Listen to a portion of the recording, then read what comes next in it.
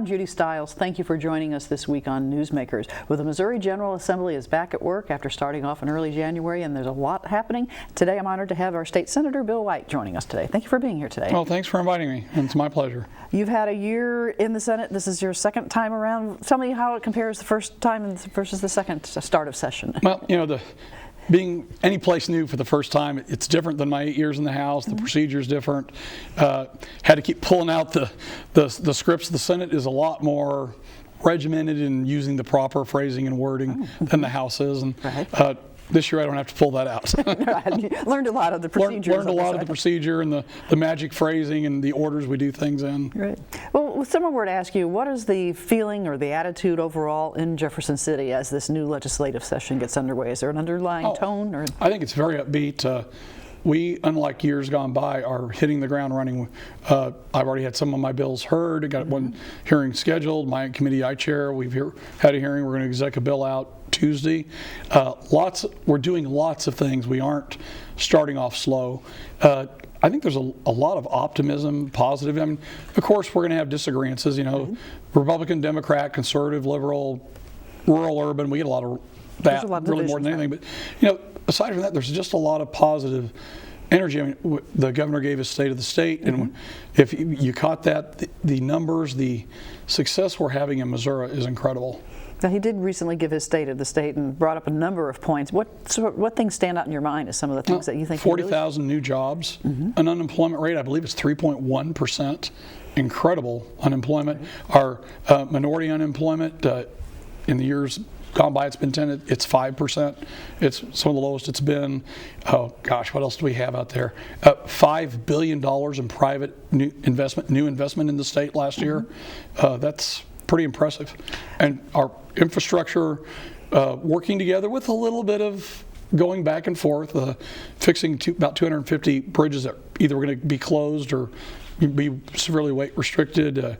Just a lot of positive things going on. And of course, people are seeing a lot of that construction as they drive around the state, and so the transportation improvements and transportation funding, I imagine, is always a concern, no matter what. It is. You know, the bonding issue for those bridges was a Band-Aid. It is in no way puts us up to where we're okay. That was a one-time infusion, and so the bridges that are going bad now, we have to still deal with. There will be, I don't know if we'll have it on the ballot. I do support a fuel tax increase. Right. I'm a big believer in use tax. If 40% of our road traffic is not Missouri, if we just charge more for car and truck registration, that's Missouri citizens paying for the whole thing. To me, if you're using the roads, you're out of state, you get to pay your fair share. Missourians pay 60, that's what we use. They use 40, so I'm okay with that. So that could be something we could hear more about this session. And bring I know there's a bill out there that would not require a vote of the people, that would only up the gasoline tax 2 cents. But 2 cents is better than nothing. And that's going to be a continuing challenge, you feel, as far as you say, the bridges will continue to have other problems. The roads will need to be roads and expansion. If you've driven across Interstate 70 or even up 44 to St. Louis, there's 70 needs to be 3-lane each way, probably all the way now. 44 is getting that way. Those are things that we need to do to continue. We do have the 7th most amount of roads for any state in the nation, yet we are 50th, the bottom now, because Oklahoma raised theirs in fuel tax. So it is a problem, but that's one of our sell points is we have great infrastructure. We need to make sure it stays that way. Well, tying the roads and transportation into, as you mentioned, business and industry, we did have some, I guess, major announcements last year about businesses moving or expanding in Missouri. Is that continuing to be an emphasis, you feel? I think you're going to see that. As you may know, I'm not a huge fan of the corporate tax credits. I did support the governor's proposals for the Wentzville, the GM plant. I mean, for basically $50 million, we're getting a company to come in with $1.5 billion in plant improvement. Plus, you're at a time where auto industry plants are closing. You know, we're seeing that electric car coming in. We're seeing those kinds of things, and they're going to build a new line, build new buildings. In 10 years, we're going to still be having our workers employed, whereas some of these older other plants in other states are not going to be there. So I thought it was a worthwhile deal to do. And I think not only for like tax incentives, but with unemployment, with our education program, with the workforce development that the governor's been pushing, I think we are just becoming a better and better, more attractive state. And workforce development, for people who are watching, explain that, how that ties into what we're Well, talking about. workforce, we need to have people. You say, oh well, you can work on an assembly line. I couldn't go work on an assembly line. I have a Juris Doctorate. I got a master's degree. I don't know how to do that stuff. You have to have people that are trained for different kinds of jobs, and that's what workforce development allows. Training kids coming out of high school. I think in the past we've had a big push. Everybody needs to go to college. Well, as an attorney, I can tell you that welders make, on average, probably more than I did as a practicing attorney. But not everybody wants to go to college. Not everybody is adapt to go to college. One of the pushes is to make sure that kids in high school are aware of the opportunities and aware of the value. I think a lot of people have no clue what welders, what electricians make.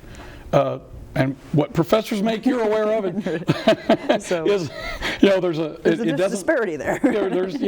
So I think that's part of it. And one of the governor's things I really like that he did, for people that are 25 that have been out of school for a while, and you're in whatever job you're in, but you need education, a certification. We're going a lot to certifications now in the technical fields instead of getting a master's. Right. You may get in computer science in particular, different certifications for doing servers, for doing this and that and the other type of thing. But how do you do that? Well, this program is a financial aid program to help somebody already in the workforce go back, get those certificates they need, and then get the job above them that they want to move up to. When they're making more money, they're going to pay more taxes, and their job is now open for the person below them or the person coming out of high school. It is a good workforce. It's a flow for workers, for people getting jobs and moving up. And we need, bringing in these Fortune 500 companies, we need to have people that can do the jobs. Right. We need to have them be able to do the math. Workforce development does include four-year institutions. We need engineers. We just don't need guys on the assembly line running the machine. We need people that can still design the machine and improve the machine. So it isn't just strictly trade school. Side. Right. So the higher education ties Higher education ties in. Community colleges have a very pivotal role because they've really taken the jump in that certification process in a lot of the technical areas. Of course, we're recording this at Missouri Southern. People are always curious about the effect, higher education and how it is being seen in Jefferson City and universities. Well, unfortunately, higher education's budget, I think, is maybe about up to where it was in 1999. In past administrations, higher ed has been a place when you need money you go to. Right. And unlike corporations, unlike different attorneys, great lobbying, lots of money to put into lobbying, higher ed doesn't really have that ability. There aren't very many of you. K through 12 is a very strong group because how many teachers in some of the districts, the biggest employer are teachers. So if the representative were to vote against education money, they would have an issue at their election. But higher ed, there just aren't that many of you, so you're kind of unprotected, if you will. There's several of us that have fought, and the governor, I think, appreciates higher education and more emphasis on it. I think we did get a little bit more money. Last year we were able to give MSSU a little bit more money, put it into the core so it comes every year, but it isn't enough. I'm a very big proponent of higher education. We need to have good higher ed, and that's a big part of the picture in the whole state. It is, and we to attract, again, we need all levels of that workforce development, including people with degrees.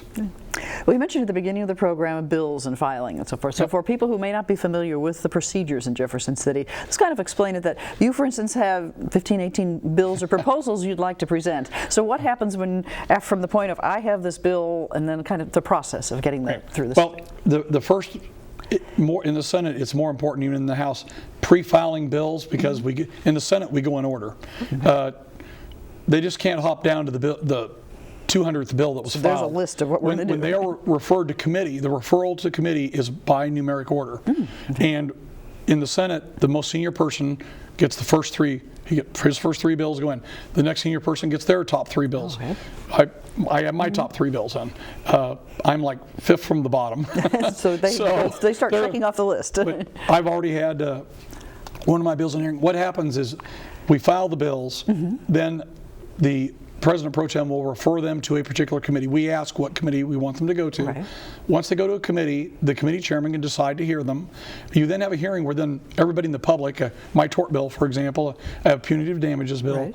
I had physicians, I had hospitals, Chamber of Commerce, Associated Industries, other different businesses, private individuals came in and testified for my bill in public testimony, present data, give us handouts, whatever they want to do. The opposition, which in that bill's case was only trial attorneys, four of them came in and gave their, but they presented their side. On some issues, it's a lot more 50-50, and you get a lot of good. It's a way that the committee, which is the senators, get to hear from not just the people that can afford lobbyists, but we hear from anybody. Your student, any of your students could come up there if they were concerned on a tort bill, my bill, they could come up and testify. So it's open to the public input. Now, we do have, there are very few of us, so I'm on, I think, 12, 13 committees and task forces. I like to be on them. Things I'm interested in, I want to be able to have a say in earlier than just when it hits the floor. But you can do that. People come up, they testify, and it's good because that way I get input. So they're educating the committee members. They're educating us, but we do have limits that I hate to do it. In my committee, I chair Veterans and Military Affairs. We don't get a lot of bills, so I don't have to do it. But in general laws or in insurance committee, they will say you only get 3 minutes to testify. Well, if you've driven 4.5 hours to get here, I don't like that, but when you've got a room full of people, they all can't talk in an hour and a half. Right. So we kind of end up doing that. So that's one of the things I wish we could do differently, but again, there's so few of us in the Senate that we just kind of have to end up restricting that. But unlimited written testimony. So there's a lot of ways to basically plan on giving us the written and then in your 3 minutes hitting the highlights. Hit the highlights in your world. But we do the test, we hear that, then we'll look at it, we do some studying, we exec the bill out, which means that we will then pass it, we'll amend it first, we may totally change it, we may leave it just the way it is. We vote it out of committee, it then goes back to the floor, gets in line, it gets called by the floor leader, and again, once it's back out there in the order that it's back out there for number, and then we would hear the bill, it can be laid over, we could do the whole thing, it can get amendments. Ultimately, we would vote on it, we pass it, we send it over to the House of Representatives. Okay. Same kind of thing happens over there, it comes to us. We hear their bills a little bit abbreviated, but it still goes through the committee, but it's quicker because... So the House is doing its hearings, the Senate's doing its hearings. Do you work together? You have joint hearings and so forth at times? We do have joint committees, only rarely, not for mainstream bills. Right. But several of my bills aren't really my bills, if you will. Right. There are people in the House that have asked me to file a companion bill. Oh, okay. And that way, we're aware, and my bill's going through. I don't plan on. Patricia Pike has a bill dealing with children and families. That's really her bill. Her bill will make it over. It would be her bill I would push, not my own bill. But if mine gets a hearing before hers gets over, we're just that much faster along. It'll be less witnesses, quicker to move through. So this first few weeks is a lot of committee work. You're spending a lot of time going to meetings. A lot of committee work. The House is a little different than us because they have budget. Right. And those people on the budget work, other than when they have to be on the floor, seriously, they can do 10, 12-hour days. Because we have to have the budget. They have to have it to us by a certain date in March, and then all of us have to have it done by, I can't remember the exact, April sometime. So you have specific deadlines. For the budget, yeah. The only thing we have to do by the Constitution is pass the budget. Right. If we did that, we're a success according to the Constitution. So the rest of people wouldn't like us. No, there's a lot of other issues you want to talk about. So the timetable, you have the committee meetings. When will you actually have the floor debate as far as people bringing these out? Is that happening next week? Or you have things the bill, I'll exec Tuesday. It takes a day. Again, there's always this procedure. Some of it's just Robert's Rules of Order, but when the bill comes back, it sits for a day before it's brought. Once it's out there, everybody gets the chance to say, oh, the bill's out, and I can look at it so or whatever. I can study it now. Right. And then the next day, it can hit. Early on, you actually can look at it. Once we get rolling, really, in 3 weeks from now, there may be 50 bills that pop up that day. Oh, wow. And so you don't really, it's very difficult to try to read. I do make an effort to try to read when they hit a committee I'm in and when they hit the floor. You've got to, if you can't read it, I learned my second week up there, you can't trust your own guys. Not even that they're intentionally going to deceive you, but they're not attorneys. There are very few of us up there that are attorneys, and they don't always understand the unintended consequences of what's written in those laws they're producing that are being drafted. They're not drafting their own. The research is drafting. Some of the bills come from federal government, military, my bills in my committee. Some of them come from industry, from individual advocacy groups. And it is, I think it's a detriment not to be an attorney, to be able to really realize what's going on, and a lot of unanticipated things I catch in people's bills, and they appreciate it.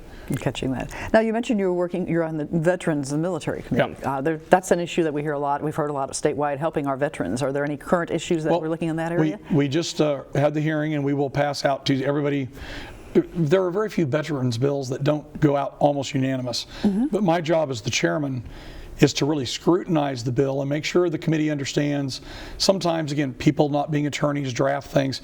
We had a bill last year, that was a very good intent bill, that wanting to have a veterans court in every courthouse, basically, jurisdiction. Great idea, but it's very costly to have a veterans court, a drug court, a family court, because you have to have the staff. And some counties don't have the funding to have more than one family court or one DUI court. And if this bill would have passed in its native form, it would have required them to terminate that committee or that court where they were servicing 30 people to have a veterans court with 2 people in it. So we modified the bill a little bit, saying it's public policy. If you can have one, do. But if not, look to your surrounding jurisdictions and share a commissioner. A commissioner's like a kind of a mini judge, if you will.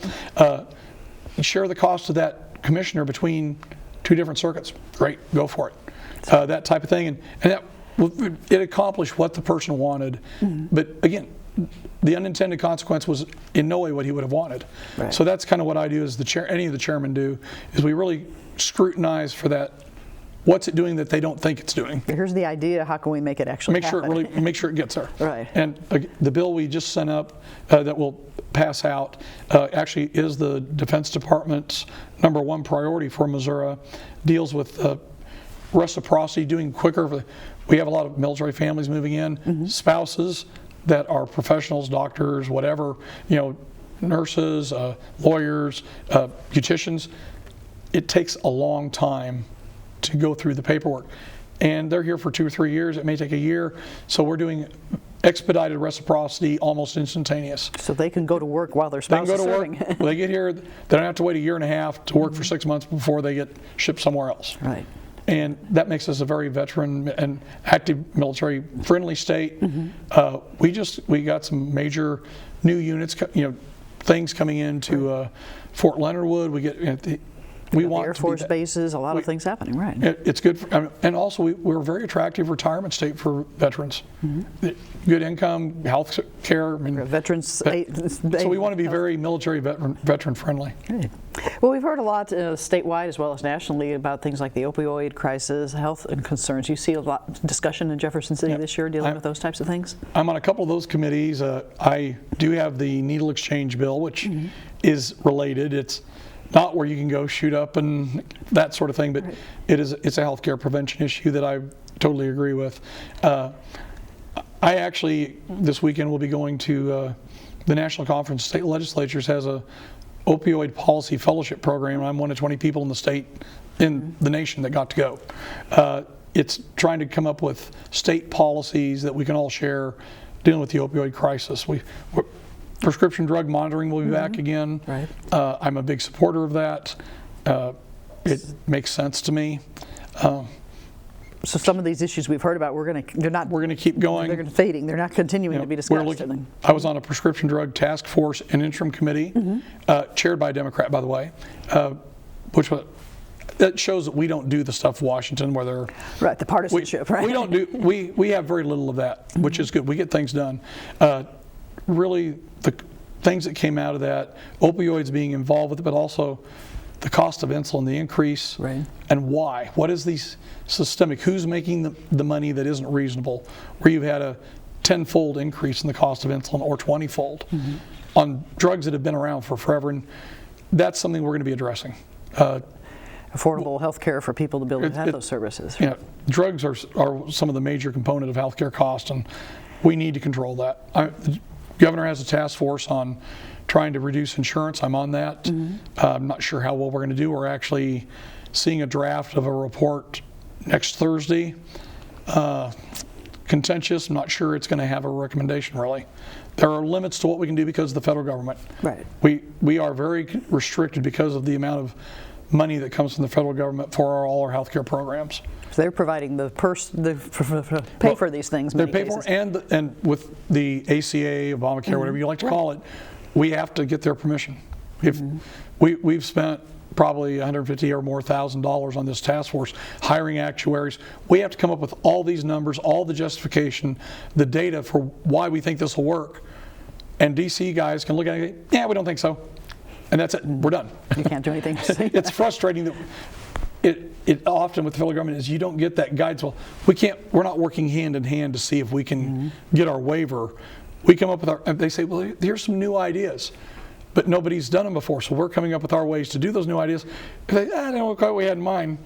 We've spent our state money, and we're just stuck. They don't accomplish anything. That's a little, I wish we could deal differently with the federal government on these kinds of developing new ideas. I like block grants. Right. We have 50 states, there's 50 incubators. Some states are gonna really screw it up.